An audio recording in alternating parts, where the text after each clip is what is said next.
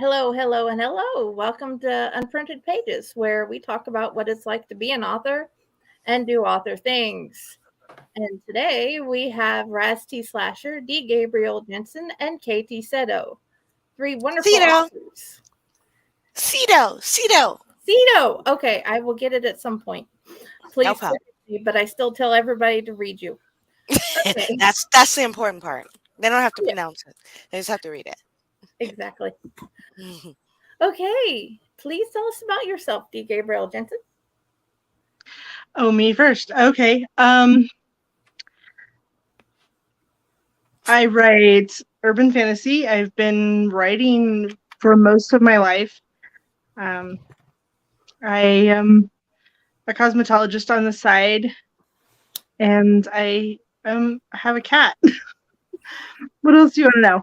I'm bad at this game. Like totally unprompted. I have no idea what to say. Okay, that makes sense. What about you, KT Seto? I write stories and books, and I create art. Totally awesome things. Yeah. That's about it. That's all I got.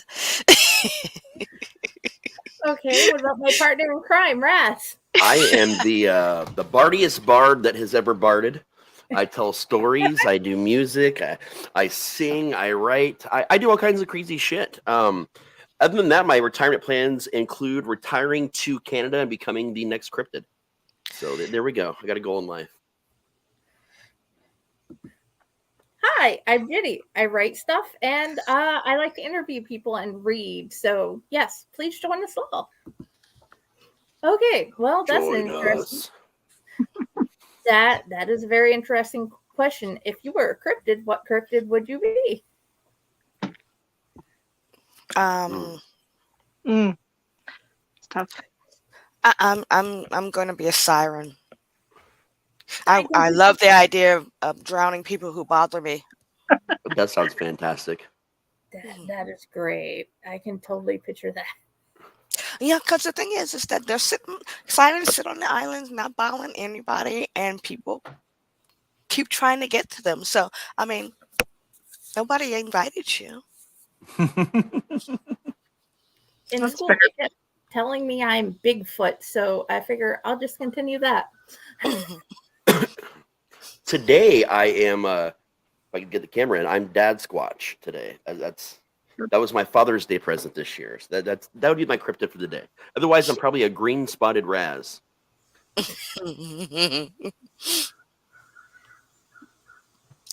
Green spotted. Why green? Because I smoke copious amounts of marijuana daily. Oh, okay. Mm. I only do edibles. I can't breathe, so smoking Yeah, is no, out. I get it. I do edibles. I do all the weeds, all the devil's lettuce. Yeah, illegally. Yes, legally. Mm-hmm. I do have my medical license in Ohio, and it looks like we may go rec at the end of this year, which I'm very excited about. Ooh.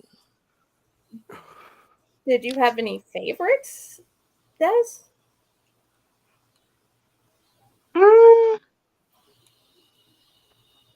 No. No. So, okay. All right. I'm her favorite cryptid now. It's cool. We got this covered. Okay. So, I have noticed that in both paranormal fantasy and science fiction, you guys use a lot of the same elements, not elephants. A lot of the same elements. There are spectral creatures that take over other creatures. There are an overbearing energy that makes you definitely fear what could come. What has been your favorite elements to add to y'all's stories of the genres that you have found exploring? One more time. Go ahead. I'm sorry. One more time. The question. I didn't get it. Okay, you guys. I've noticed that, especially from parallel in a lot of your other stories. I have found things that also go into the paranormal fantasy, a lot of elements from like spectral things like ghosts, angels, whatever. And also the other parts writing about like in one of your stories you had the overbearing fear from the people in charge that would take over lives and end them if they talked about what was happening at the facility. What are your favorite elements to pull from all the genres to put in your stories? Oh, okay. Cool.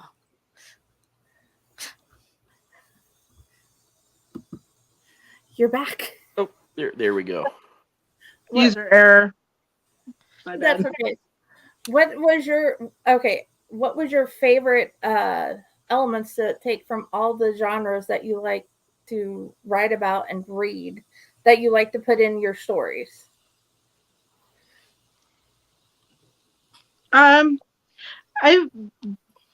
studied mythology, different like stories all my life. So getting a chance to write about those in kind of a real world setting is pretty fun. Yes. What about you, Kat? Um, see, real world. I like taking real world locations that I've been to, places that I've been, and um, weaving them into my stories. Nice. hmm And then occasionally I'll steal some people that I've met, so that they can be characters or and get killed off or something. They're wrong. Perfectly No. normal writer stuff. Oh yeah. Oh yeah. It's Not always curious. fun to kill off old bosses and old relationships. Yep, yep, yep, yep. I got a There's a couple of exes that uh, feature There's men. a fine line between us and serial killers. It gets finer every day. I think the main difference is we never act; we just create the scenario. Sure, let's go with that. We never act. No, never, No, never, never. never. Yeah, of course not. No, no. It just so happens that something in your Exactly. past reminds you of, that specific person, and you Yeah. say, you know what, they'd Yeah. be perfect for this role. Too bad they have to die. Yeah, no, this is just our FBI answer. It's cool. Yeah. Exactly. Yeah. I wouldn't harm a fly in real life, mainly because I'm too slow. That's exactly why I smoke so much, probably so I stay on the right side of that line. Yeah. Yeah. Exactly. I think for me, I grew up in a severely haunted home. I live in a place, Dayton, Ohio. Ohio in general is very fucked up. If you don't know a lot about it, look it up. I don't know, there was just always that natural lure to me, and I was raised in a bunch of different religions, all at the same time growing up too. So Oh, that's always fun. yeah, we had Druid, Stragan, Shaman, Christian, and two different sects of Catholicism, like all going on at the same time. And it was hey, we don't know what your path is going to be, but we have family members that are this, this, and this. Go to their, go worship with them, however they worship. Get to know everything, see what kind of works for you, and so it was a very really open experience. So through all that, it kind of turned me on to what could be on the other side. I spent a lot of time growing up on reservations, so there's a lot of things other in the woods that are just commonplace everyday shit that most people just don't know about. So getting a chance to learn all about all those different things from different religious experiences plus real life experiences. When I started writing, it just seemed like a natural progression. Is these things already exist and are part of the world, so why wouldn't I just write about it? Mm. I remember that one story you did. I think it was in Nightmare Webster's about the kid with the new little friend. Oh man, yeah, the imaginary That friend story. Oh man, that Fibers story. from the skin, or it's the knife again. Again, Yeah. yeah. That was a tough one, man, because that was a lot more intense. I had to go back and change what that entire story was before I submitted it, and then had to pull back a little bit more because there was a lot more to it than that. But that all came because I loved the movie Drop Dead Fred, and when I originally started writing, that was the day he died. So it was kind of my Ah, memorial to him. Plus, what would happen if an imaginary friend really did come to life and start murdering people. yeah, because that's obviously what they would do. Oh yeah, definitely. Mm, If they cared enough. yeah. That way you Um, can be together always. Hmm. oh yeah. Of all the places you've put in your stories, which one is your favorite comfort place to actually still go back to in the real world? So I grew up in a little town called Tacoma Park in Maryland. It's just about, I'm a spitting distance from the capital. And the one awesome thing about it is that one of the borders is actually Rock Creek. So if you get down to the creek where the park is and everything, with all the trees and everything, that's the southern border of, well, actually, no, I guess that would be Eastern border. Yeah, Eastern border. I'm not good with directions. Yeah, so it's like it's on one side. Let's do it that way. It's on one side of the city, one side of the city. All of that is just the park. So when I was little, um, I spent a lot of time alone because I am just that type of person. Um, and I used to go down to the park on my bike, and there was this one tree, and it was just this huge, huge tree, and I would call it grandfather tree, just because I had. Well, I mean, Res. Um, Yeah. yeah, there's a lot of that in our background. So I would go sit under grandfather, and that would be my happy place. And that's one of those places. I took my kids back there when they were little, and I tend to go there, even just in my head when things get, tough. So that's that tree, that's that place, the feel of it down by the creek with the water over the little rocks and all of the stupid squirrels and raccoons because those were the animals that were around. Everything else was scared of humans um, in the area. So, I mean, I'll even go there in my head. But, whenever I get a chance, whenever I get back down to that area, I try to make a point of going down and visiting that space. That is Hey. awesome. Hmm. What about you, Des? I do a lot of my tagline, such as it were, is rock and roll urban fantasy, and a lot of my writing incorporates music, either characters who are musicians or um, settings like in concert venues. And those are probably I don't really have a comfort place to speak of, but the concert venues, the live music, that's my home. I can picture that, especially Hmm. with everything I've seen in the groups and what you've written. Do Oh yeah. you have like a favorite band to keep going back to? Oh, yeah, lots of them. That's Probably the most active right now, would be Dashboard Confessional. I've seen them, I don't know, 10 or 12 times, and it's always a good time. Always a good show. very Oh, cool. definitely.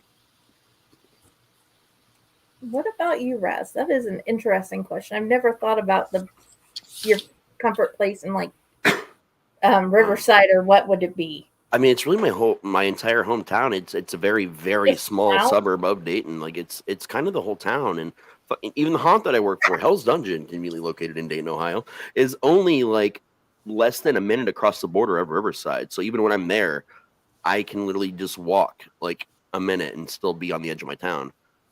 If I had to pick one comfort place, though, period, it's a town, another suburb, just slightly over because after we moved out of that crazy house and where my mom lives now, if you went down the street, if you drove down the street in 1 minute in 4 different directions, you were in 4 different cities, either Dayton proper or 3 different suburbs of Dayton.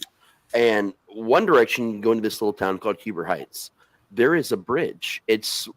Every town has the Crybaby Bridge. It's one of the most recognized urban legends of literally forever, of all time.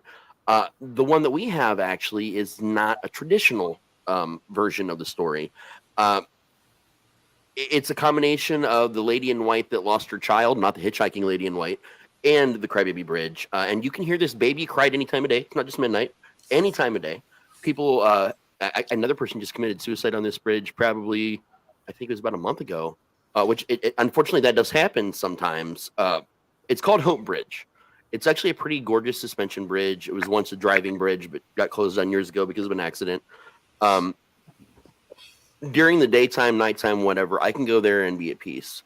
And it kills me that people use it for bad things, obviously, or for sad things.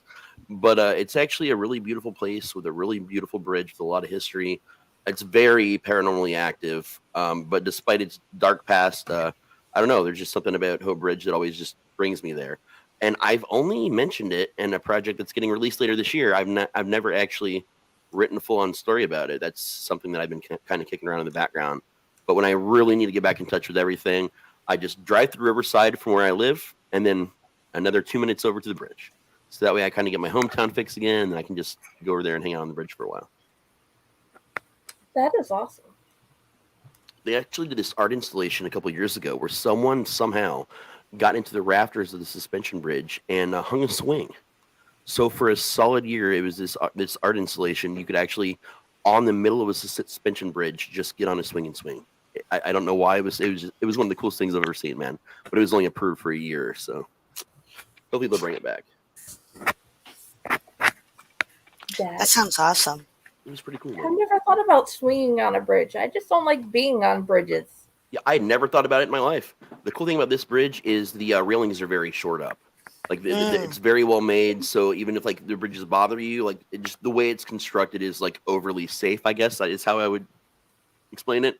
Because I've had some friends go out with me on the bridge, thinking about well, if there's a gap between the ground and the railings, like most bridges, it's up pretty high. What if I fall, or this or that? But it's pretty well made. And it's the third bridge in that location, so hopefully this one stays. We'll talk about the other ones. My kid was really into natural disasters for a while. So that gave me a fear of bridges because of how many bridges we have to cross before when we had to drive from where we were living to where I live now. Oh, yeah. My wife's okay for the most part with bridges, but our daughter, holy shit, B-Rad hates bridges. Like you have to tell her before we drive on one so she can just kind of close her eyes.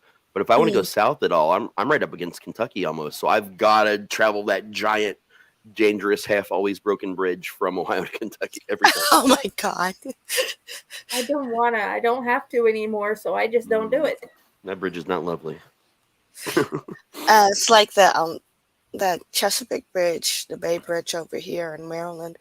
That sucker, I always... It feels like it's swaying when you're driving. I've been on that bridge. It does. And then it's not. It's one of those things that it doesn't feel very safe at all. No. Yeah. It doesn't. It's one of those things where you just like, okay, drive as fast as you can over it, but don't drive too fast because I don't want to die. Yeah, I've been trying to plan a trip back to Maryland because I haven't been there for a bit. I like to go every now and then visit Burkittsville. It's I'm a big Blair Witch fan, and the last time I got to do it, I was on tour with my band, and we actually got to camp there for like a whole week. Oh, it wow. was the most amazing experience. There were almost no sounds, like not even insects, just creepy ass fucking sounds for a week. It was lovely. That would be fun. That sounds awesome. It was for me. That sounds awesome. No, really, it's great. I'm glad they do tours out to Coffin Rock. I mean, you're in the woods. It really is a lovely time. Just bring your friends. You might need to sacrifice one to get away, but bring somebody you don't like. It's cool. Make sure you put your name and address on the back of all your clothes. You'll be straight. Yeah. Make sure you take a rock home for a souvenir. Oh, we're being facetious, right? Yes, yes. Okay. Although I Okay. did do that my first visit, and I buried it in my mother's driveway just to mess with her. Oh wow, you're such a great son. Really. It's her favorite part of the driveway. hmm Yeah, I'm sure. I'm sure she enjoys it. No. Yeah, she was unhappy about that at To all. be Right? fair, I asked permission. You don't take something out Oh, of a okay. nature space without asking permission first. I don't want to die. I mean, I do, maybe, but not like that. It's a circle of life. Yeah. Everybody dies. Everyone dies. Sometimes it's your time. It's not one of those That's things you true. can skip out on. You're like, yeah, I'm not gonna do that. Yeah, we're not Keith Richards. We all have to die. I think I'm going to get to that point. My body's going to finally fail, and it's just going to be like, "Yep, no, you're too stubborn. We're just going to keep you there." And Mhm. that's how that's going to happen. I'll just That's forget to die. finding out how we die is not my biggest question in life. Mm. I have Yeah. other quick questions like where is the best place to wander around where you live? And Yeah. how do you come up with inspiration? Those are better questions than how are we going to die today? Oh, okay. Yeah. All right. Yeah. Well, I guess. you know what your problem is. You've got two fantasy and horror writers, and then you've got one fantasy writer there. So it's the conversation's it's gonna go off the rails. It Oh, yeah. really is just gonna I go. hope for it to go off the rails. It's, There's just like one avenue that I refuse to go down, and everybody's doesn't. Only one of you guys are an author of that type of stuff, but you don't normally talk about it in public, so we are good. mm, Talking about my secret life. I'm joking. No, well, just the pen name of KT Seto. I don't know if anybody's read anything from Satiric Kent, but the Magic Bean. I just want to go there and drink coffee and see the grandmother ghost. Seriously, I want to go talk to her. yeah. I don't know if you read the last book in that series, but it tied the whole storyline up. That is my goal. Everything blew up with the mother-in-law's diagnosis, and everything's just finally got back on an even keel. And I'm trying to read through the list of arcs I've been given, and then get back to that. I do own all the. I think I sent.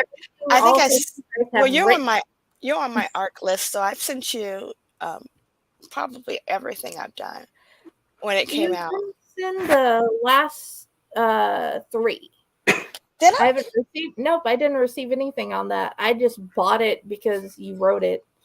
I think you guys are that type of people to me. Hey, they put a book out. Okay, I'm gonna grab that and read it when Thank Dante you. allows me. Appreciate it. I know I sent. I thought I sent you one, and I know I sent Because I got the first arc of the I got the sci-fi first anthology. 3, but I didn't receive the others. I know you have the right email. It just didn't work, I guess. But yeah. No, maybe I just thought I sent it and didn't send it because that's how my brain is. Sometimes that happens. Listen, she was gonna send your book, but then she took an edible, and Yeah. it happens. Yeah. And then I thought I sent it, and then later on I It was like, happens. did I All of do y'all's stuff is on this thing, so yeah, that's where I keep it. It's all in my pocket. that? Isn't that amazing? You can keep a whole library in your pocket now. Like, It is. I I don't, but in my pocket. e-readers are like the best thing on the planet. I both agree and disagree. Well, I no, like the smell of books. I mean, I basically live in a dungeon library. It is. My kids are like, Mom, do you have any books on? Yes, I do. It doesn't matter. Right. So, I mean, but when I'm at home, I like to pick up an actual physical book. But when I'm out, I'm not going to carry, I don't want to carry just one book. I want to have all the books. So, like, if I don't feel like reading this, or if, like, I'm reading more than one thing at a time, which is normally what happens. I'm never just reading one thing. I'm reading all the things. Yeah. I'm not the only one. I can tell you, like, you don't truly appreciate books until you lose everyone you own. I'm currently I now know how to between tornadoes, the flood, and about how bad housing situation, and just getting out of hotel life for almost a year. Like Oh my every God. physical copy of any book I own is just gone. Even my own, everything's just gone for the most part. So like now, I obviously I do my reading on the phone or the Kindle when I can remember to charge it. I Mhm. miss the smell of books, man. It's like every now and then you like. Sometimes we're just in Walmart and I'll just cruise down the book aisle and I'm just like, yeah, that's the stuff. And I just keep walking. I don't care if there's people in the aisle either. That doesn't bother me. It's better when there's people there. Yeah. Yeah. Because then they're looking at you like, wait, what's going on here? Sometimes I'm like, just don't worry, I know a guy, and I just keep walking. Nothing to see here. Nothing to see here. Everything's I awesome. brought this up to other groups of people. Actually, there are organizations of people who love the smell of books so much that it was right when libraries first started opening again after COVID. It was obviously very limited space. You could only be there for a certain amount of time. People would take time slots and just to come in, walk around, and just like visibly, inaudibly smell books. And it got to such a point where it's still happening. Even more people are doing this now. That some libraries and bookstores actually have a sign up that says "No sniffing the books" because they were like picking the books up and like smelling them. And I mean, I like the smell of books, but I don't know. That might be a little far. Yeah. Yeah, I think that might be. And I say that, but I really want to do it just to see what it's like, I mean, I can't say anything because I actually literally have done that. I've gone to a library and I've been like, just stand there and smell. I love Just it. smell the books. Yeah. And libraries are the best because they've got the old book smell, the new book smell, like all the book smells. Right. There's something about walking through the stacks and, the scent is enveloping you and the lights are dim and, you're looking for that one perfect thing. It's just, there's nothing like it on the planet. Libraries are awesome. They're magic. They're absolutely Oh, yeah. magic. And when you're, a kid like I was, where, I was very painfully shy growing up, the library was my refuge. That's where I went. And I did not feel awkward there. I felt like I was like everybody else. I enjoyed myself and I didn't care what anybody thought about me because it was just me and all the different worlds, Yep. all the worlds. When I Whereas was now, growing like up, my Darth sister. Vader just up front, and it's awesome. Oh yeah. When I was growing up, my sister was social, and my slightly older brother, they were the social ones. I was the bookworm. I didn't really talk a lot. I was super shy. I literally always either watching a movie somewhere or like with a book just plastered in front of my face and not talking for days. Yeah.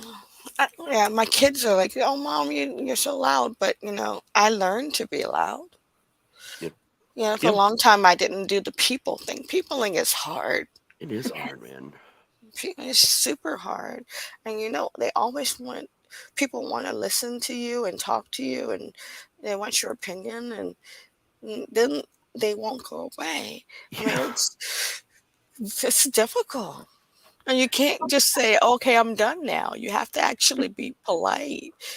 It's like that's enough, people. You can't do that in real You life. can't just say like I'm done. No, Oh, I I'm do done. frequently. Sometimes I'm just like, yeah, I'm good on this conversation. I just turn around and go. Yeah, I've got to go count Just get up and the walk leaves away. on my It's plant. fine. I have to start doing that. It's like, okay, this is a conversation I do not want to continue. I do not like where it's going. I'm leaving. Have a great day. Normalize just getting up and walking away. Like, yeah.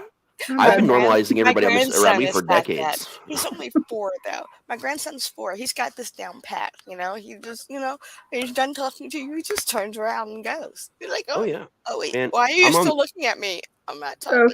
okay. I'm done with this. Oh yeah. I'm on the spectrum and I have BPD. Like it is totally normal for me to just look at you and be like, I appreciate you're talking to me right now.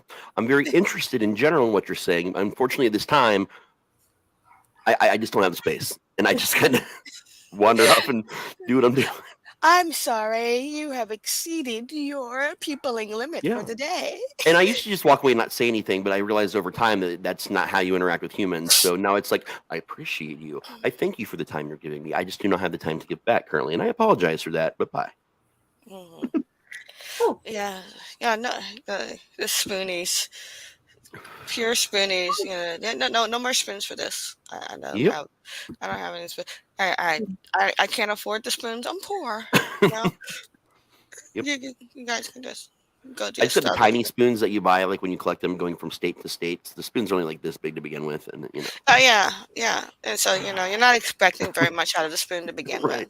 Yeah. Yeah.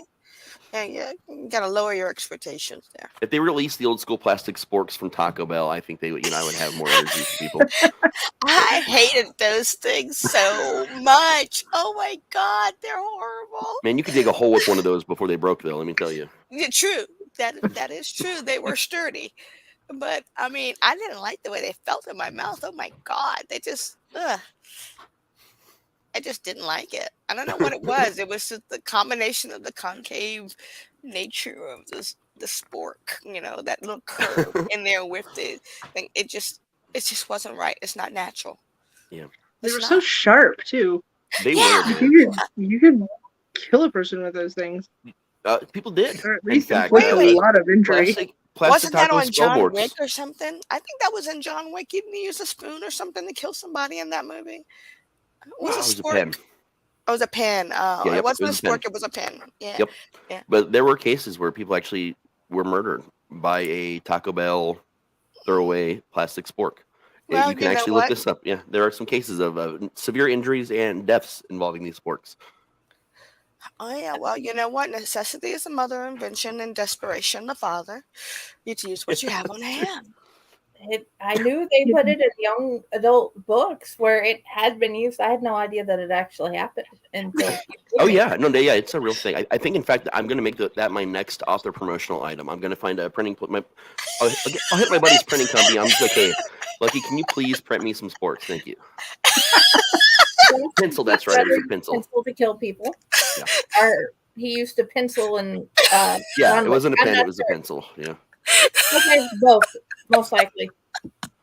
And sporks wouldn't be off topic from either, because a film company I used to work with, we printed out vomit bags, and that's what we handed out instead of business cards. It was just all our business card information, but printed on the vomit bag, and you could buy a copy of the movie, and we just give you one. It's like, oh, you got a copy of my book. Here's a vomit bag. Yeah, vomit bag That's and a not going to spork. go over You well. might need this. Yeah. Traveling on an airplane, vomit bag and spork. There you go. I can also say I've yet to need that with any of the things any of you guys have written. So yeah, that's good. Yeah. What I was pregnant at the time for some of y'all's stories, so that's what I needed it for. The vomit bag and the spork. Yeah, the whole pregnancy cravings and then the morning sickness. Yeah. Oh, Yeah. that's Yeah. always fun. Not. Yep. Yeah, I hated that. I had I can't never remember what the name of it is, but the thing that Hyper gravimesis. Princess Kate had, Yeah. the new princess had, where she vomited all day every day. Hmm? Yeah, that was me when I was pregnant. I could not.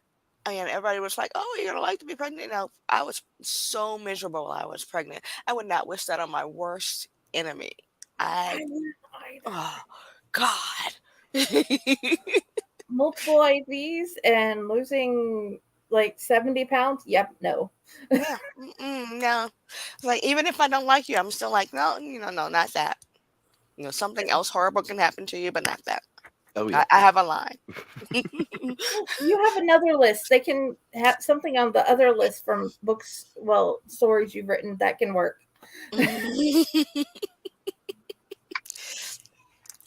I enjoy doing it. I don't like being pigeonholed into one genre. I write what I feel like writing. So that's why you'll see that my I guess, what do you call it? I don't know, what do you call it when you have a book group of books? Multi-genre? Discography? No, it's not a Bookography. discography because it's not like Bibliography. bibliography, whatever. Yeah, I don't know. That doesn't sound words. right either. I'll figure it out. You can tell I do words for a living. I'm so good at this. Oh, Yeah, Words are hard. Writing it down is great. If you're trying to say it, your brain's just done. Yeah, that's a whole different part of your brain. It really is. So anyways, I don't like getting pigeonholed. So if I have an idea for a story and I start writing it and it ends up being you know, out of a genre that I'm not normally in, then that's just what it is. Mhm. I so that's why I've ended up with a lot of horror stories recently. But I mean, I went through a huge kids book kick where I was doing picture books, and then after I was done with that, I went on to romance, and it's just you never know what you're gonna get, and you Yeah. shouldn't just limit yourself as a writer. I don't believe in limiting myself. You know, It's something like, that I learned, through school and everything. Actually, I just learned this about I think a year and a half to 2 years ago. I've always thought I was the horror guy. Most of what I write is horror, or so I mhm, thought. And I got some really great professors that sat me down and said, "Listen, you may not realize what you're doing right now, but you're actually writing in multiple genres every time you're writing, and you're focusing on horror, sure, but what you really are is a speculative fiction writer." Because sometimes you're fantasy or horror, sometimes you're small town drama, but the way you weave it all together, it's speculative fiction. And so then it took me these last 2 years to really wrap my head around, okay, this is what I am now. I'm not a horror guy. I'm a spec fic guy. So I did the kids book. I finally got one of those done. I'm gonna try and do another one this year.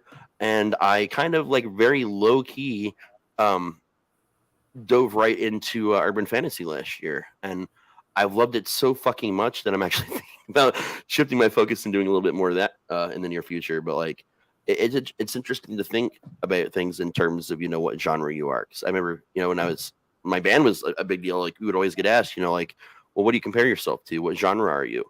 And when you're in a band, especially like in the '90s and early 2000s, you're like, I'm indefinable. You cannot define me by a genre. Like you get that vibe about you. Like you don't want anybody. You want to be all this new, brand new thing. But that's how you don't get record deals, because if they don't know what to call you or how to market you, you're screwed. So I got the benefit of learning that a long time ago. So like that was an even bigger switch to transfer over from just horror to to everything. That is awesome. Dante has hid all the kids' books into his room. The girls can no longer look at them. They're now his. Just so both of you know. And one of the other questions I've actually wondered is what type of angel do you like to write in most, or name of predetermined angel that has been written about before? What, which one pops your creative juices more? I'm not sure what you mean by that. Um, Des has angels in her books, and they sort of go along the same lines as I've read before. And then, of course, there's Raziel, which that Yeah, all depends on which author you're talking to, is how Raziel is defined. Um, I did. I can't remember if you've added angels in any of your stories, Kat, but I know Oh, they have. oh, well, no, I haven't. My urban fantasy, which I'm hoping to have finished this year, and farm out to have somebody publish. Um, that series does not have angels per se. It does have just about every deity from every um, place in the world throughout history in it. So there's that. I mean, so I guess maybe you can kind of say angels, but not really. okay. Yeah, yeah, I don't have angels. Yes, I do gods and goddesses, but they're not really gods and goddesses. But I don't want to give it away, whatever. Okay, I'll figure it out whenever Yeah. you get it out. Yeah, It's yeah. definitely obviously You'll Raziel you'll for ha- me. you'll have the art. You always get I look forward to, yes, I'll read it at some Oh yeah. point, I promise. them. But yeah, it's definitely Raziel for me. That's what Raz is actually short for. A lot of people don't know that. I was talking earlier about how I grew up in a lot of different religions.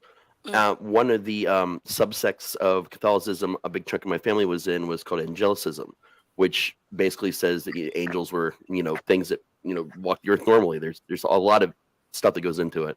But they believe that ever so often when a child is born in the family, you name them after an angel. It's supposed to bring them luck.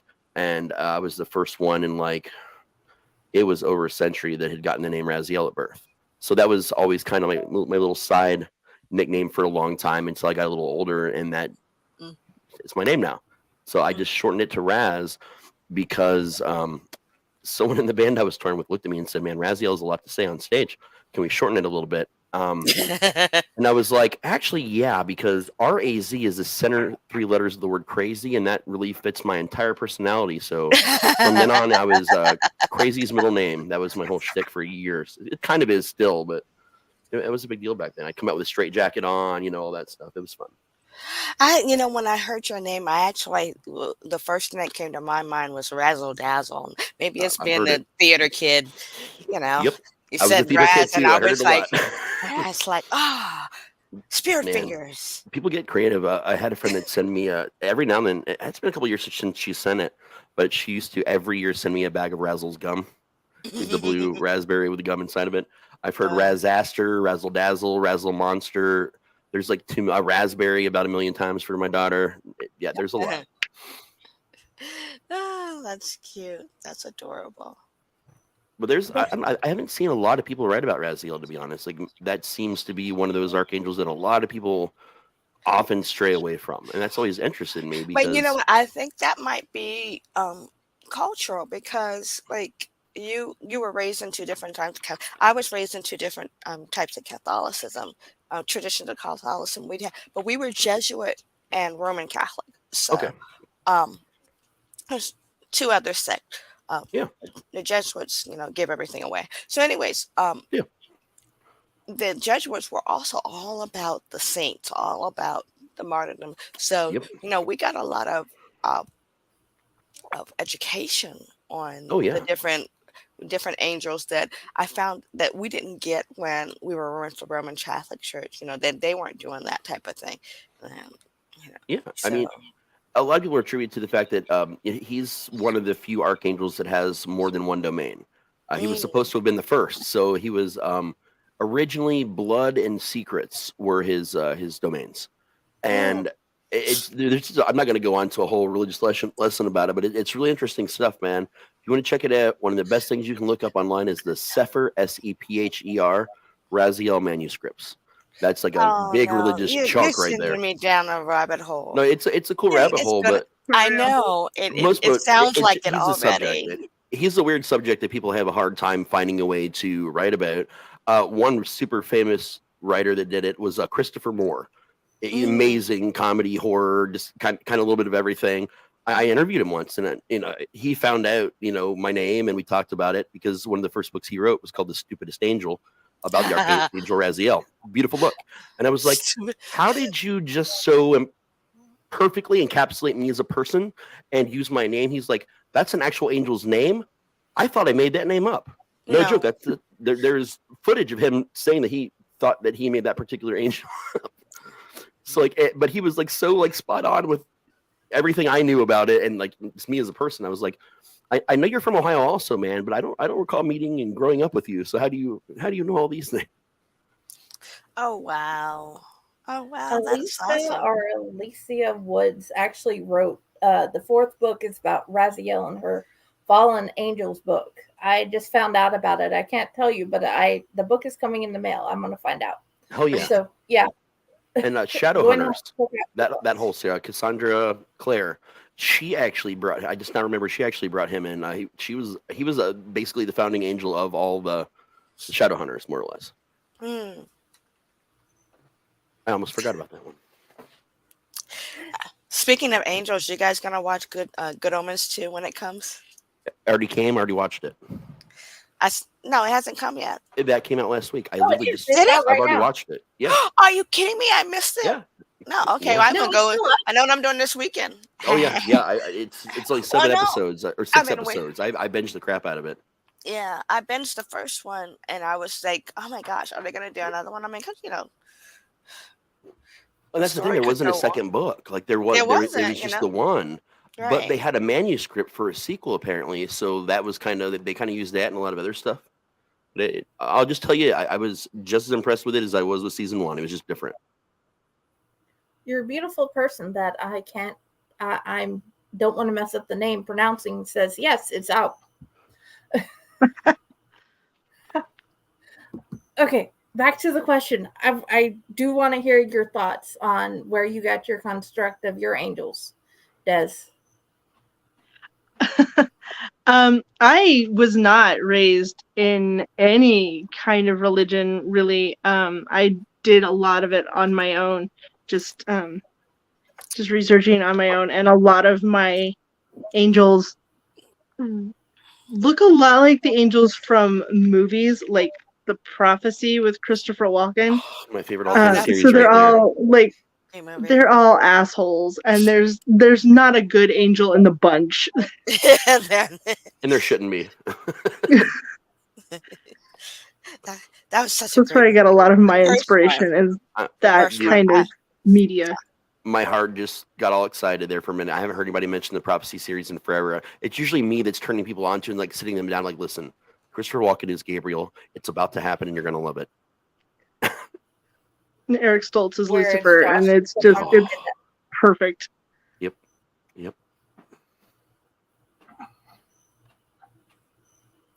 Okay.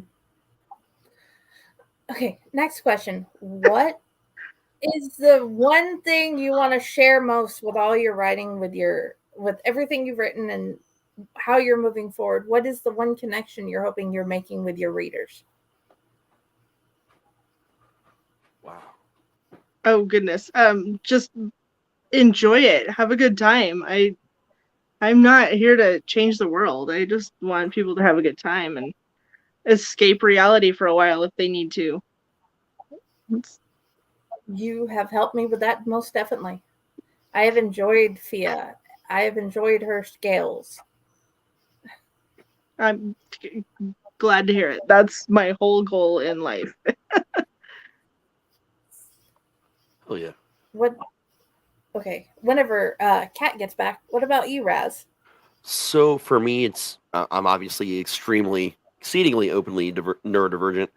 Um, I want a kid like me to pick up one of my books, and read it, and learn about me a little bit, and so they can see, like I got to see when I was growing up with neurodivergent writers back when it was even more hush hush. You kind of had to like really dig to find out.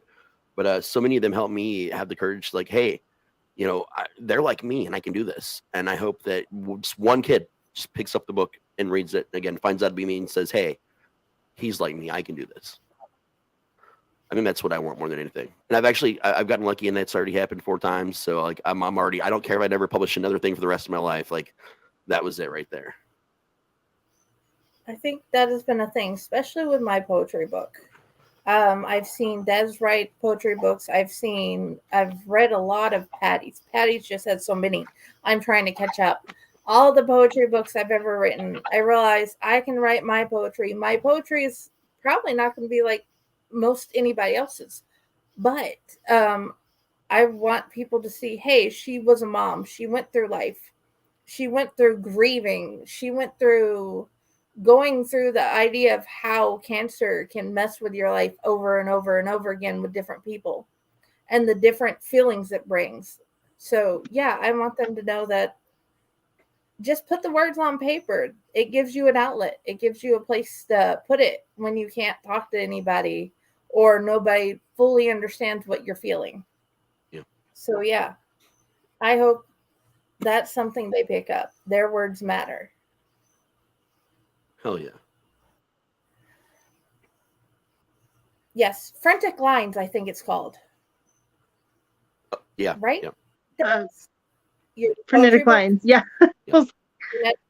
I suck at pronouncing things, but yeah, I love that. I've such mad props to everyone that honestly writes and publishes poetry. Like, I love to read it. I secretly write a lot of it. I just don't show it to anybody because I think I'm still. I've seen one of your poems. I mean, there's a couple out there. There's one in. I have one in obviously one of the Fake Horror books. That's my only currently published poem that you can actually really find anywhere. I've seen 2. No, you have 2 poems that can be found. I have. Wow. So, see, she knows this better than I do. To be honest with you. Wait, where did I put a second one at? It's you had like this Raz's Poetry Corner with just one poem Oh on this yeah, one website. I have the link copied down on the document. I remember that. I don't remember what poem it was, but I do So remember doing that. Yeah, yeah.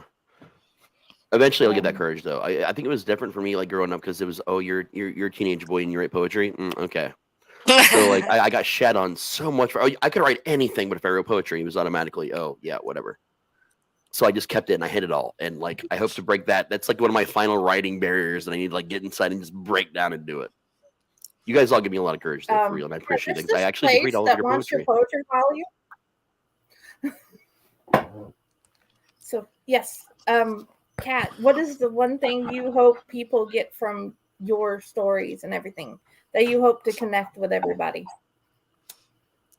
Uh, my one thing is that when I was little, I read.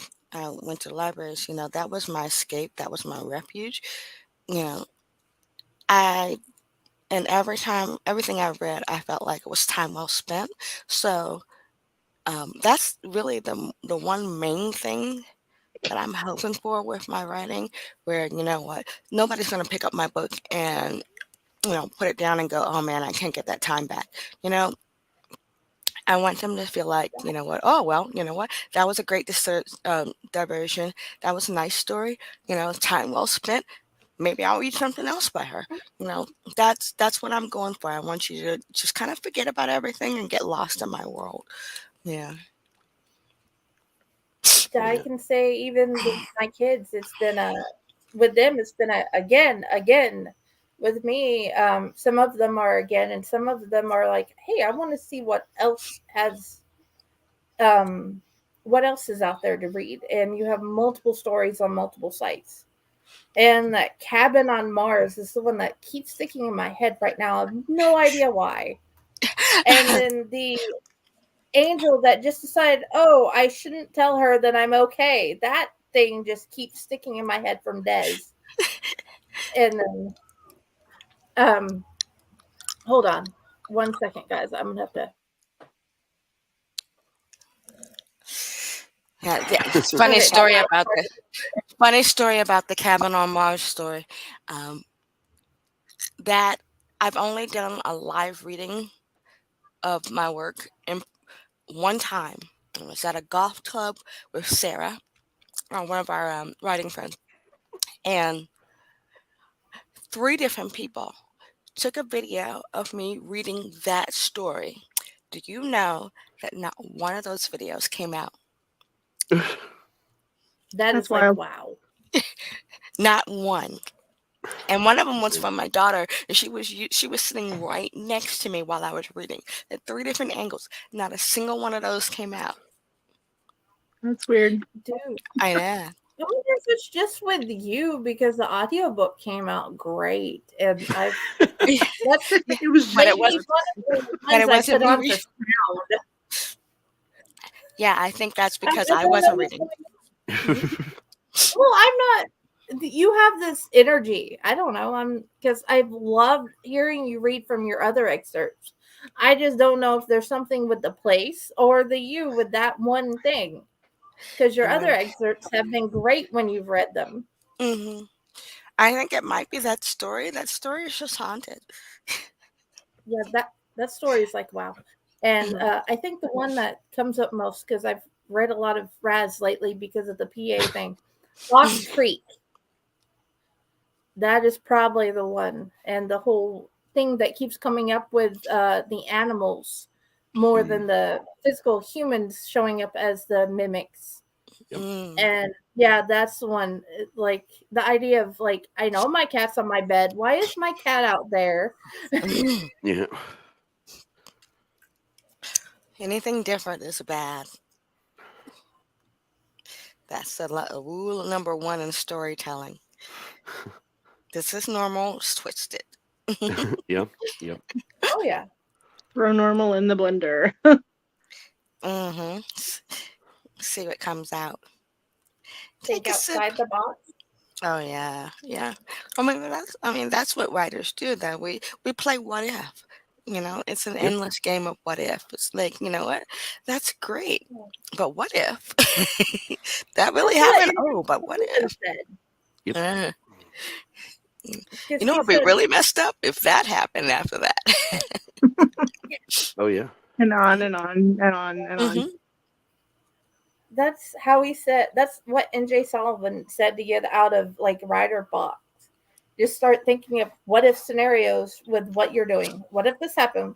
And it doesn't even have to make sense. What if randomly an alien come down and walks into the hospital where you're writing story or wherever? And that's been the harder part with me, just finding out what could happen next. Yeah. It just takes sometimes days. But exploring the different options of what could happen. That's one of the great joys of being a writer.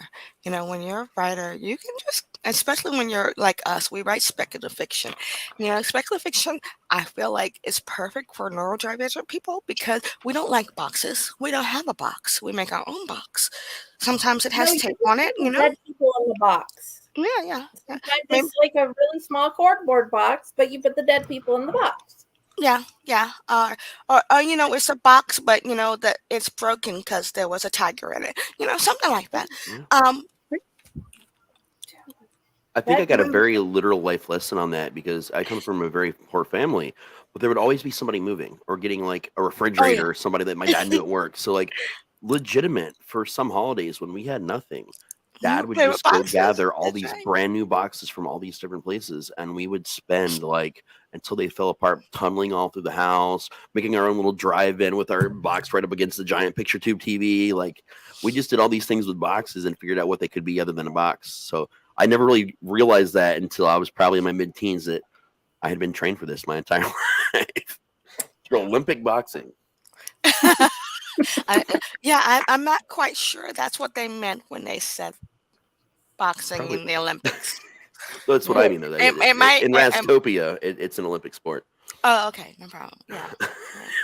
I'm just saying, most people, I don't think they would consider that to be the definition that immediately comes to mind.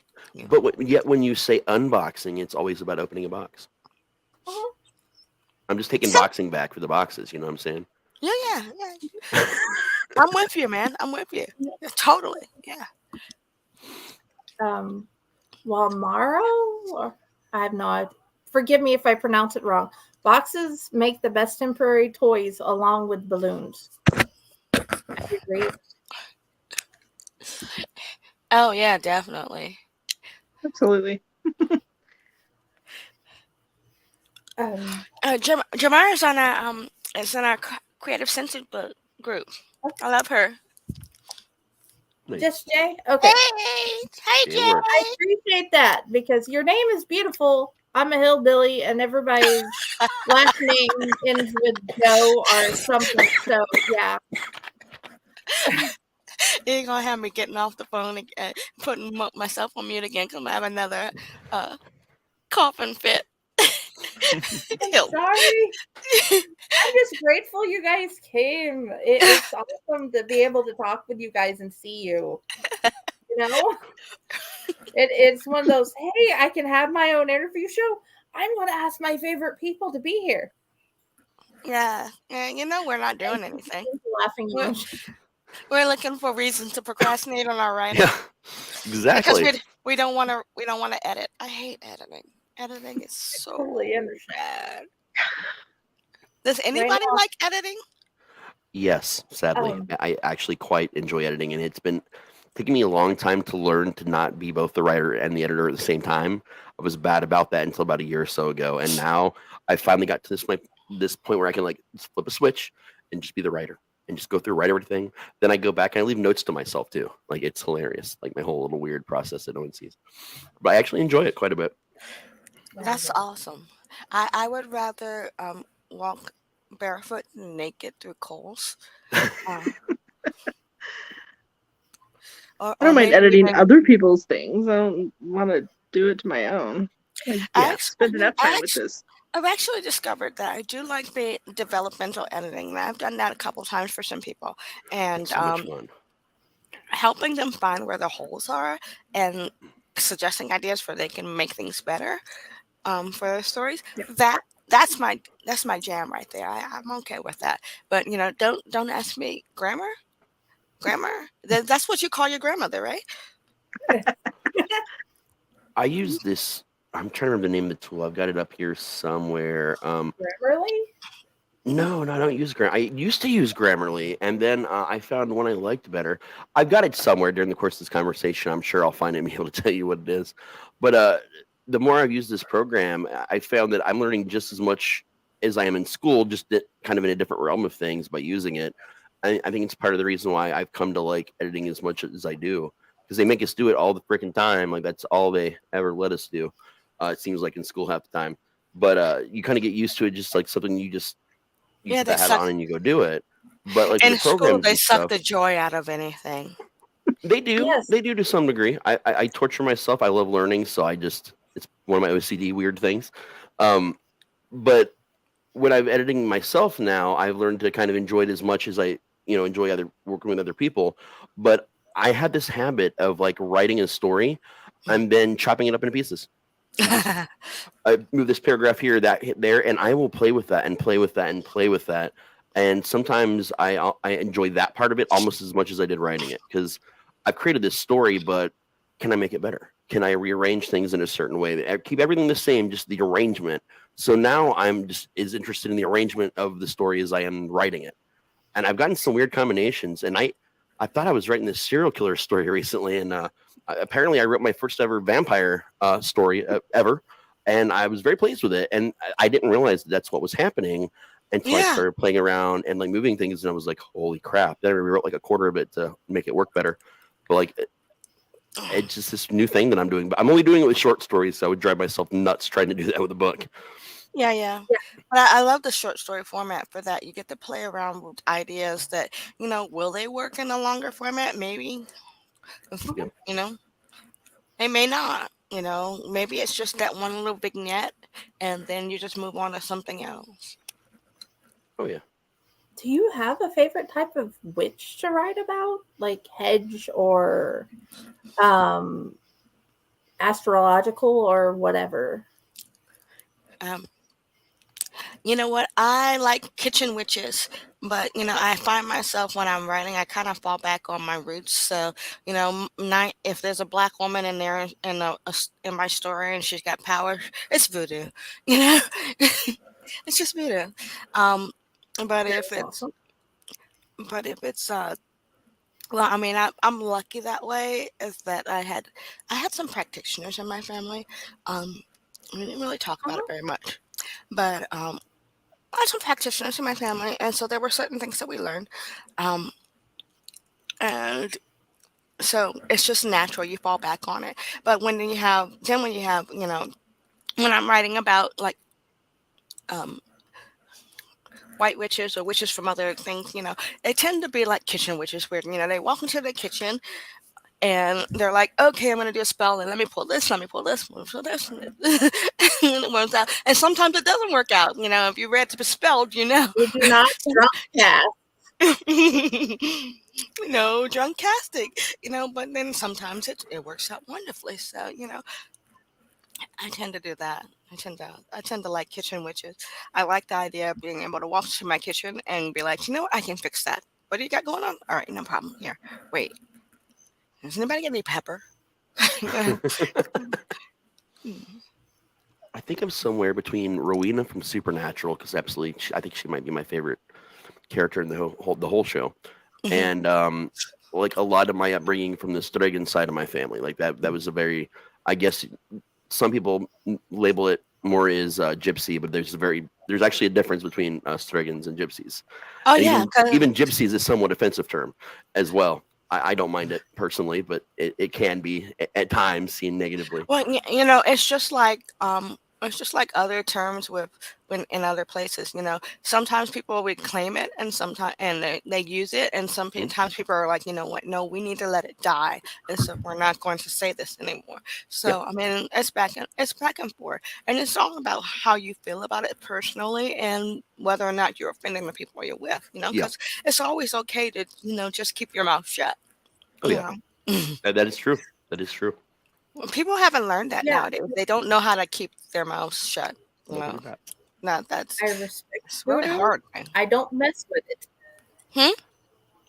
I What'd you say? respect voodoo. I respect voodoo. I don't fully understand, so I don't mess with it. I just ask questions. And I think that the problem with everyone's perception of voodoo is that, for a very long time, Hollywood portrayed voodoo in a certain way. And so Mhm. everybody's got this idea in their head of what voodoo is and what voodoons do, and what a mambo's going to do for you and what a hogan's going to do for you. You know, but those are not actually, they don't really have very much basis in fact. It's all fiction. Yep. So, um, I think there's actually one movie we can go back and point the blame directly at, straight mm, up, and that's yeah. going to be Bill Pullman's Serpent in the Rainbow. Oh, yeah. Mm-hmm. It's one of God. my favorite novels actually because it's not fiction. It's definitely nonfiction. And when that movie was being made, the guy that wrote the book, the actual scientist that went and did all his studies in Haiti, and just all the work that he did, him and a large group of scientists picketed the entire making of that movie.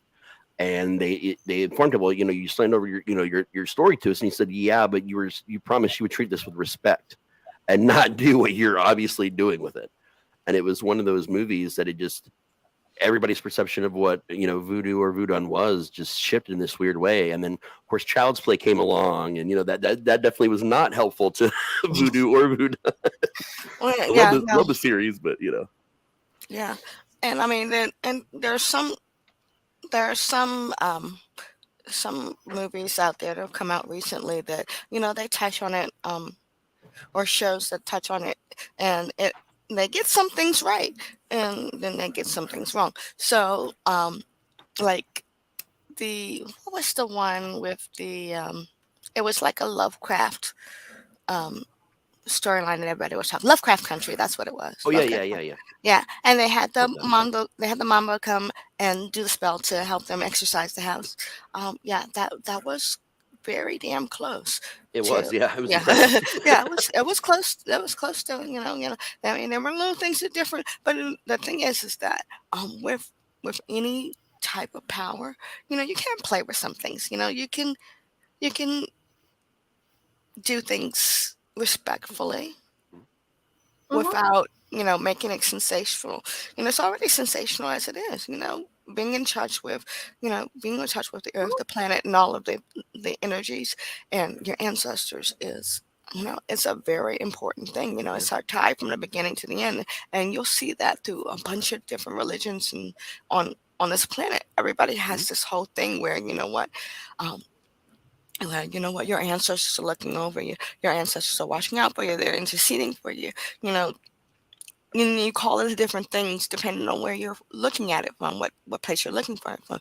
Whether you're Chinese and you're looking at it from the or Japanese and looking at it from the Shinto point of view, or you're Buddhist, or you're um, Catholic and you're looking at the saints. They're all the same thing. It's all the same thing. It's same song, different Oh, verse. Yeah, man. So, I mean, it's possible to do things respectfully and still make it scary as yeah. hell. Although I wouldn't put a plea out to Oh, yeah. filmmakers, TV Mm. show execs, writers. Please understand that Legba is not the only Loa that you can write about or show Thank on in you. a Oh my movie. God, there's like hundreds of law. They're like, really? And then nobody else gets him. Like, he's just a crossroad guy. Yeah, because that's the Yep, only one you're gonna meet. yep, yeah. They just everybody just uses them. And I'm just like, okay, man. There's a lot of them out there. Mhm, Here's a yeah. book. There's lots of books. There's lots of books, and the sad thing is that with every religion, there's lots of books out there, and probably 99% of them are bullshit.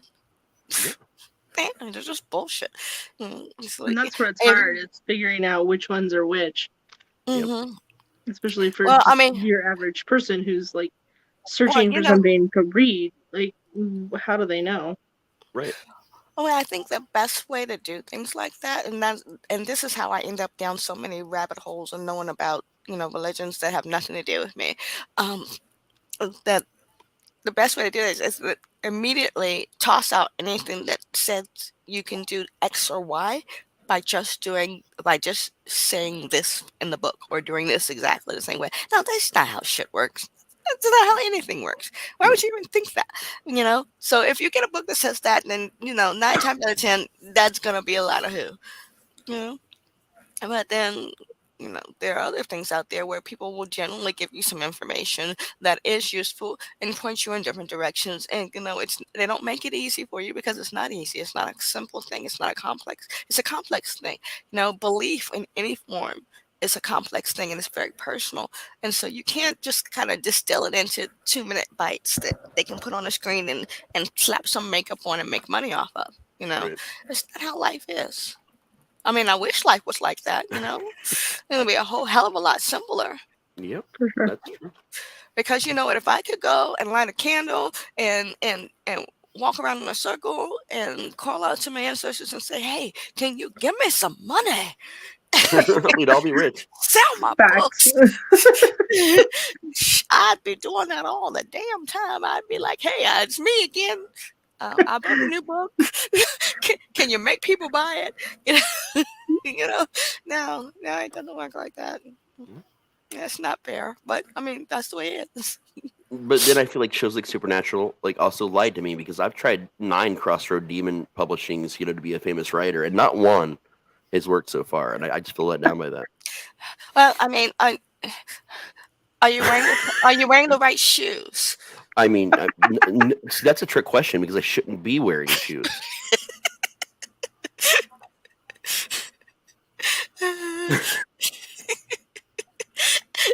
Now I've got this mental image of Rad's barefoot trying to summon the demon over his manuscript. And it would be hilarious too because I have a tattoo of a camel on the big toe of my right foot, so I can only imagine what the demon would think about the moment he showed up. That's my camel toe. Oh God! It's a real tattoo. I'm not even joking. There are pictures Really? of this. Really? Oh yeah, it's a real tattoo. It was a dare. They dared me that I wouldn't do it, and I said, "Watch this." You said what? No, watch me. Watch me. Hey, I got a free me. Harry Potter tattoo out of it. I got my Deathly Hollows because I did the dare, so I was 2 tattoos one day. Oh yeah. I am so disappointed that woman turned out to be a horrible person. Because I really liked that, and it played a really big part of my kid's childhood. It really did. There's so many wonderful memories tied up around that property, around her IP. I mean, it's just so many wonderful things that came out of it, and I know she wrote Star Wars with sucky wands, basically. Well, sucky lightsabers, but it was a really nice way she did it. She did it in a unique, engaging way, and I really liked it. And then she opened her damn mouth. See, it And did not just mar kept my magical doing it, experience at all. Yeah, and she just kept sticking her foot in her mouth. And she can't keep her mouth shut. I mean, just shut the fuck up, man. Let people read your book. Don't tell them what you think. Just let it go. Why do you have to be like this? Because you can? Wow. The whole thing, it remains every bit as magical to me as it always was. To me, I celebrate the community that exists in spite of. The community that we're all the same community. We love the same books, so we came together the same, what we thought were the same ideals at the time. When we were reading through them all, and that's just kind of what I celebrate. That the positivity that reached a lot of people out there. Because I think things can outlive the people that created them, and sometimes the things they create are better than themselves. So. Wait, did she die? That's awesome. No, she didn't. Oh, yeah. She didn't die. I'm just saying, whether you're alive or dead, don't get me something you excited create like can that, become man. more Why important are than you you. so excited? Yeah. That's playing with my emotions. Shit. And I think we're at a point now that we're removed enough from it that we can encourage people to buy the books secondhand and they can still read the stories but not give her the money for it. Yeah. I mean, mean, she's already made all the money she's gonna make off of it. Oh yeah. we I mean, we The thought deal, so. We thought so, but now she's making more stuff, and yeah, so well, that's the Max tried thing. to buy her out and gave her an obscenely the biggest deal any author's ever gotten ×3 in the history of being an author and getting your property sold. It's And like they she just said go nope. away. She said nope. That's still not enough, and gave them a different number that was 10 times bigger than that, and that would bankrupt our whole company. She's like, well, if you want it. So now, unfortunately, she will remain as a producer credit. But there, at that point in time, there are so many other amazing people that are also working on the same thing that I can just easily ignore the fact that she was one of many. Yeah. Mhm. So yeah, because now she's kind of really relegated herself to that asshole who wrote. You know, Yeah, that's how we refer to her now. It's kind of like, yeah, oh yeah, that was a great yeah. story, but she sucks. I think it's a good lesson though to everybody. Like a lot of people think that once you get to a certain point, your personal side doesn't matter. You can say and do whatever you want. But I see this happen in the indie world all the time, and I know you guys have too. People have faked their own deaths recently. People, all kinds of things come out about people. You guys know exactly what I'm talking about. Like there's all these things, and people still falsely believe that that all press is good press, and that's not true for anyone in the public eye for any reason. It's just not true, straight up. And even though we don't have an official social credit system, we have an official social credit. We have an unofficial social credit system, and what you say and do matters. What you say and do matters. There was just a very large named horror author that was kicked out of the HWA because of their views publicly. Yeah, so, I mean, this that affects was a everybody. brouhaha. Yeah, It was a big one. yeah. There's a lot of that, but also the book modeling community had a big thing about almost 3 years ago, where one of the most famous book models of all time, not even going to say his name, started body shaming women, and immediately all the romance writers are like, "What?" And that man has not gotten a single job since then. What you do at any level, it doesn't matter big or small. It affects you. It affects your audience, the people that may or may not now want to even pick up your work. And that's that balance we always have to be, in the middle of. Yeah, but the thing is that's one of those things that when you decide that you're going to be in the public eye, you have to make decisions that you have to be able to do some things that maybe might be a tad against your initial reaction, because my initial reaction to everything is, yeah, fuck you, I do what I want. But you know what? No, I don't. I don't do what I want. Why? Because you know what? The world's not always about me. It's not always about me. Sometimes I just need to sit down and shut up. Yeah. Yeah, I've and I definitely will gotten readily there. admit my husband says that all the time. No, I'm just kidding. But no, yeah, sometimes you just need to be quiet. We don't need your input. We don't need to hear anything. You've said enough, quite enough. That's enough. Yeah. Very true. Well, people don't know how to do that anymore, though. They don't know how to be quiet. Yep. They think everybody thinks they matter. I firmly believe that I don't matter because I don't care whether I matter or not. I'm just enjoying myself kind of over here and watching the world do its thing over there. And Well, I'm you know happy what? for everybody, man. Yeah, but the best part about having that paradigm where you believe that, what, you don't matter, what you're doing is not important, is that you're not going to go out there and say and do things that are going to hurt people, because you know what? Hey, only thing that matters to is the people I interact with. Yeah. And if I'm being like this to the person I interact with, I'm not going to have very many friends. That's true, man. Or My I'm mom just gonna taught be all us miserable. kids growing up. My mom and my grandma taught all us kids. We don't use the word hate. We don't feel hate. We disagree with hate, because if you're hating someone, you're spending the same amount of energy you would spend on loving someone. And do you really have that much time? No, you don't. So that's just, I'll intensely dislike something, but I just never let it get to that point. I just walk away long before I hit that point. I think that's the best part about having ADHD, though, is that, we have object permanence issues. So, once you walk away, I tend to forget that you actually exist. Yeah, you don't exist anymore until you remind me that you're an actual person that still exists. And that's a lot. And that's for people that we like. Yeah. Yes. Yeah. It's like I have this bad habit. Like once people hit that zone, I no longer see them as a human being, and then I just have no rules at that point. But that's also why I don't stay around anyone or anything long enough to get to that point. Yeah, well, you know what? You get to a certain point where you're like, oh, maybe I should just take a step back. Yeah, man. This is why I like animals more anyway. So it all works. Oh, I love animals. I love them. Yeah. I wish I could still eat them, but I can't. That's probably like the worst present I've ever gotten. No, it is not the best present ever. Mm-mm. Like, oh yeah, we saved your life. We gave you a transfusion, and now you can't eat meat. Yeah. Yeah. Mazel That's tov. I didn't even know that was a thing that could happen. Yeah. I know about other things with transfusions, but not that. Mm-hmm. I didn't know that was a thing that could happen. If somebody had told me that, I might have said, you know what, just let me die. I want what's good. Nah, I don't want to die. I like being around here. It's so much more We fun enjoy stuff you to do. being around. Yeah. I'm in But that zone in life where, like, sure, I want to live, but I'm also exhausted. I'm old as shit. oh And my if god. tomorrow's my day, man, I've lived a life. Tomorrow's my day. I'm okay with that. If tomorrow's Yeah. my day, I'm okay with that too. Yeah. Constant state of readiness. Well, my thing is that I don't want to go until I've finished all of these stories that I've started.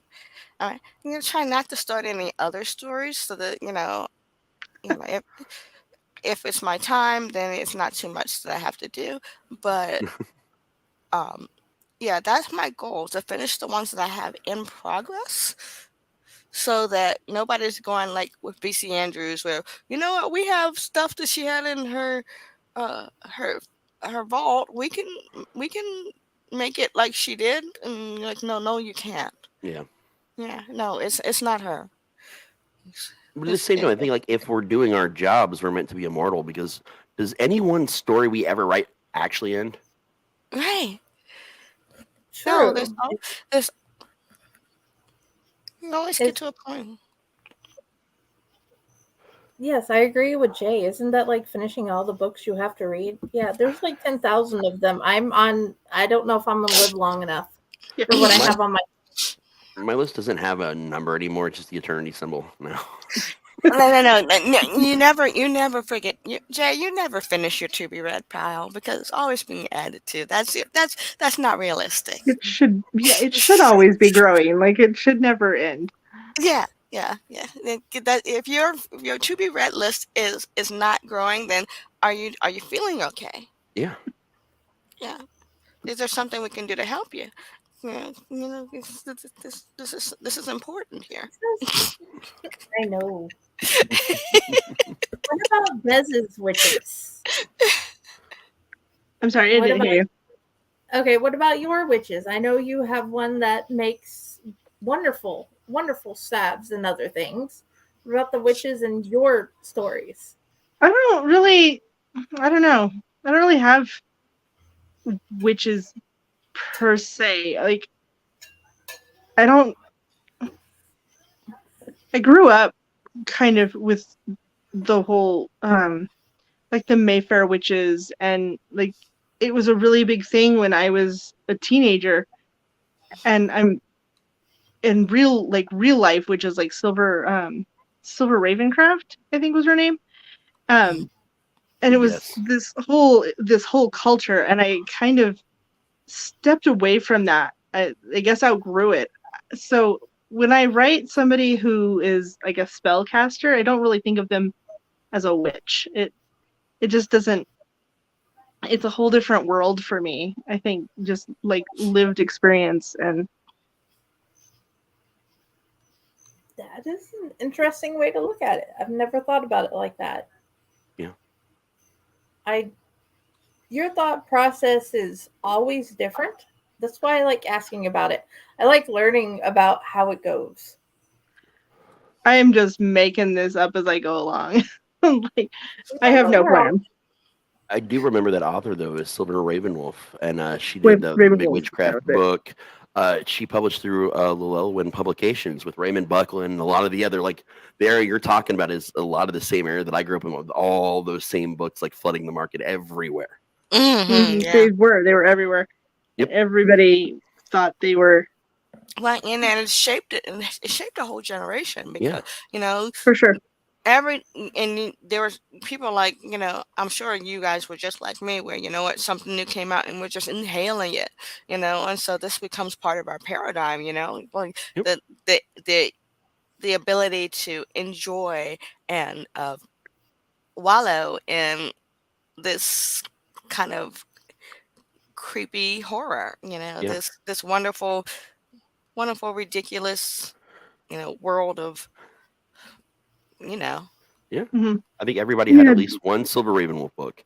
We had Oh, for the sure. giant blue Raymond Buckland's Complete Guide to Wicca, the giant blue book, and then a lot of us had Scott Cunningham's Guide to the Solitary Practitioner. Oh Yes. yeah. And the Celestine Prophecy and the craft was huge. Like everyone had seen the craft. Like Yeah. we all wanted to be one of those 4 girls. Yeah. And then all our French speaking I friends never wanted told to us be that any of those Manol. girls. They were lame. I had French speaking friends who watched the movie with me and they were like, yeah, did you know Minot means toilet paper in French? And I'm like, they're praying to toilet paper? Yeah, man. Okay. I still like the movie though. But now it's even better because every time they say Manon, you go, TP! Yep. I go right into Beavis mode and it's all over from there. Pull that shirt up and stick my arms in the air. You said bot. TP. You know what? I think there's probably not another show like Beavis and Butthead that's iconic like that. There's to this day there are still things that I say that literally came from Beavis and Butthead. Yep. If it wasn't that, it was Daria. Yeah. Yeah. Yep. Daria. You're like, well, what is that? A whole generation? Well, yeah. We that's what we do. We do sarcasm. Yep. Sarcasm and depression. Sarcasm. yeah, that too. That's all we are. Yeah. It was so and weed. Caffeine and mental illness. Yeah. Sarcasm. Yeah, sarcasm, depression, and weed. Yeah, that would get. That'd be it. That's Gen X right there. Every time I think about those Powered by Dunkin' commercials, like I've seen all kinds of different Powered by Dunkin' commercials. What are you powered by? And I just look at the screen and go, crippling depression. And then they have the donut and everybody's happy. So, Yeah. People who are not powered by that, I mean, are they real? I'm powered by spite. There you go. Yeah. Why am I still alive? Because somebody wishes I was dead. Yeah. Yeah. There is someone out there that was like, you know what? I wish you'd dead. And like, nope, not going to do it. Just because you won't. Just because you want me to. I'm going to live forever. Yeah. That's probably why Keith Richards hate me into immortality. Yeah. There's nothing better than spite. Not at Why all. are you alive, spite? That's why I've passed certain classes, because the teacher told me you're not going to. You're going to fail. Okay, fine. And then I finally have the diploma. Is that I don't know? Is that a Gen X thing where if somebody tells us we can't do something, because that's a knee jerk for me. If somebody tells me something can't be done and I can't do it, I figure out how to do it. Yeah. Watch me. Yep. Hold my bong. I'm on this, man. Nothing is impossible. I can do this. It might not. It might be a logical thing to do, but I can do it.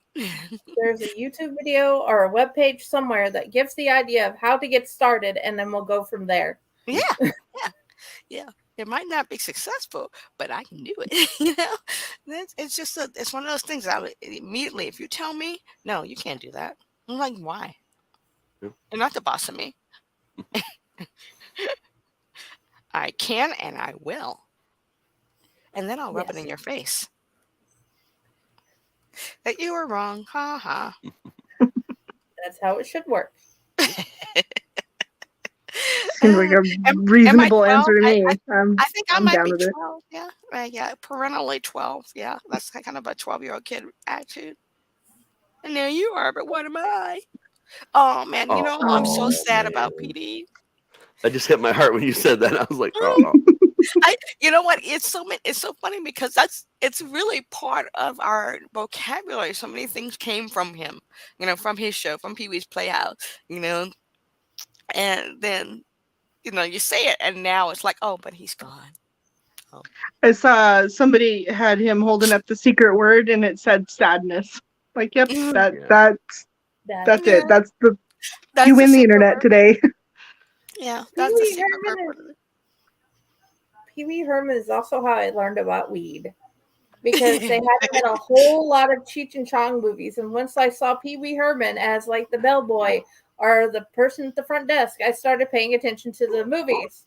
So it's like, okay, Pee Wee Herman's in it, and they're like, Jennifer, what are you doing? It's Pee Wee. Come on to watch. Hey, Paul Rubens is who got me into Quentin Tarantino with 4 Rooms. It wasn't Pulp Fiction like it was for everybody else. Like, I'd heard that he was in this really obscure movie and like grabbed it, and it became my favorite of all his movies. Yeah, that was like a wow movie. It was wild. I remember the just utter shock at finding out he was the vampire in Buffy the Vampire Slayer. Like, oh yeah, no. Mm-hmm. 10-minute death scene's my favorite. That was 10-minute improv death scene. That was Paul, you die. Figure it out. Yep. It was brilliant. Keep going. Is he still alive? Yeah, he's still alive. Keep going. That was the best. No character he ever played before. It was great. Yeah. And you can tell he had so much fun with that. Oh my God.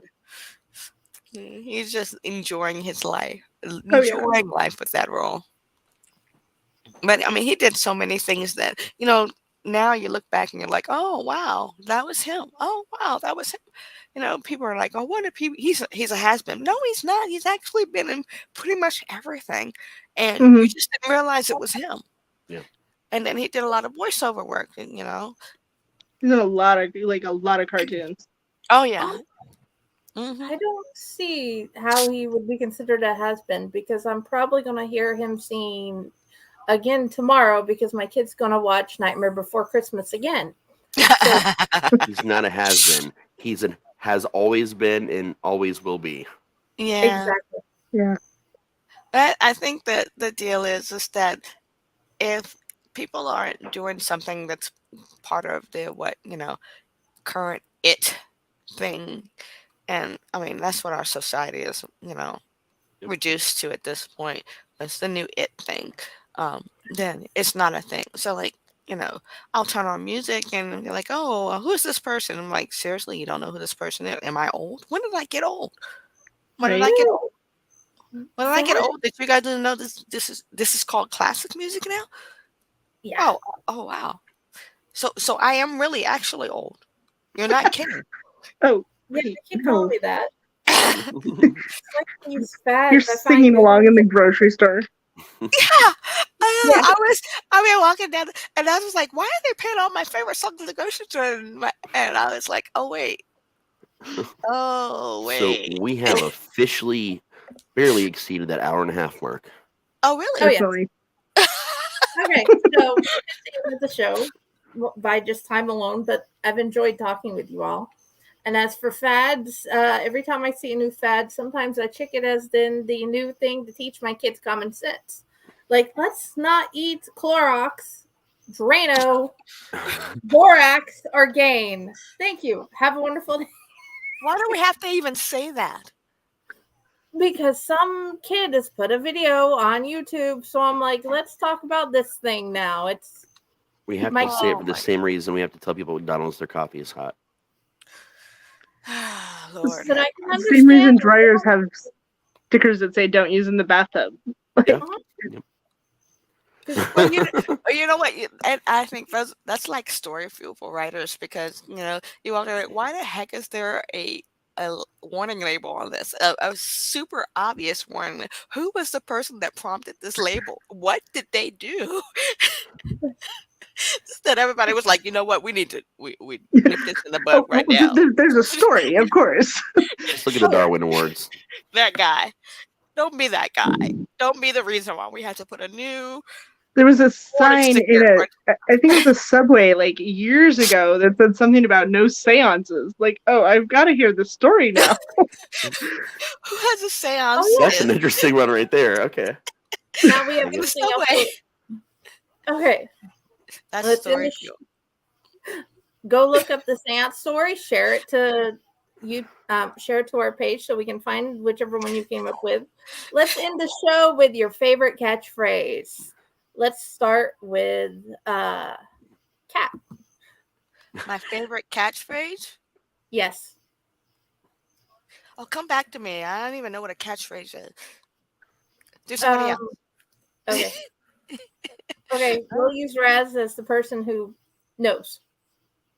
Good, bad. I'm the guy with the mic. That's my current one. Exactly. That's my current sign-off catchphrase. Yeah. Oh. I, That's clever. I got Like nothing. duck or Really. something.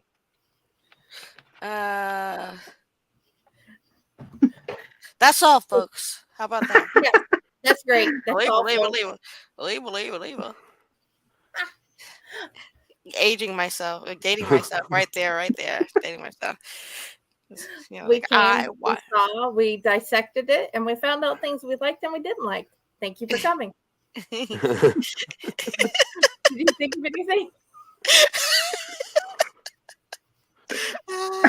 Having Bye, this guys. blast Thanks of for like, having- thank you for shopping at S Mart. That works. Hell yeah. Thank you for shopping at Smart. That's great. Thank Welcome you to for Good Burger, home of the Good Burger. Gonna take Come your in, order. take your order. Oh yeah. Oh, it's Pavlovian. We all did it. It's one of those you cannot say. Okay. Bye. Thank you for coming. You're welcome. Bye, guys. See you later, guys.